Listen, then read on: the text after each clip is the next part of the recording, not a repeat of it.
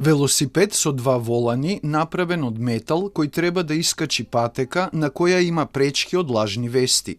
Вака изгледа инсталацијата Патот до вистината од младиот скулптор Андреј Миневски, која викендов беше поставена во центарот на Скопје.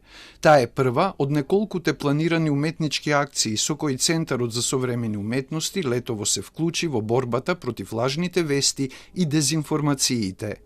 Практично го искомбиниравме заедно со Андреј, да преку тој велосипед кој што се качува, меѓутоа тој велосипед има два волана спротивно свртени, едниот влече надолу, едниот влече кон вистината, што практично на некој начин сакавме да преку тој уметнички момент проговориме за феноменот, односно за проблемот на лажните вести, нивното присуство, меѓутоа и на сите оние негативни последици кои што доаѓаат од лажните вести. Негирање на климатските промени и глобалното затоплување, антиваксерските теории на заговор или откритието дека земјата е плоча се само дел од лажните вести со кои се соочуваат граѓаните денес, вели Писарев.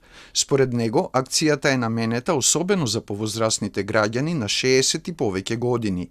За разлика од младите, кои денес следат се на социјалните мрежи и знаат да оценат што е лага, а што вистина, возрастните немаат критички однос кон информациите до кои доаѓаат на интернет.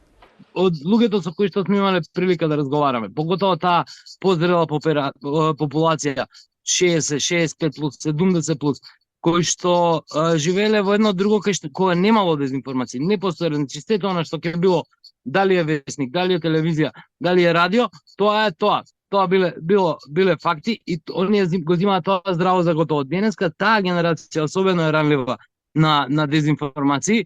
Покрај скулпторот Миневски, за акциите против лажните вести, Центарот за современи уметности ќе ангажира и други млади уметници за да го афирмира нивното творештво. За овие акции Центарот доби поддршка од програмата за дигитален активизам на мрежата TechSoup Global.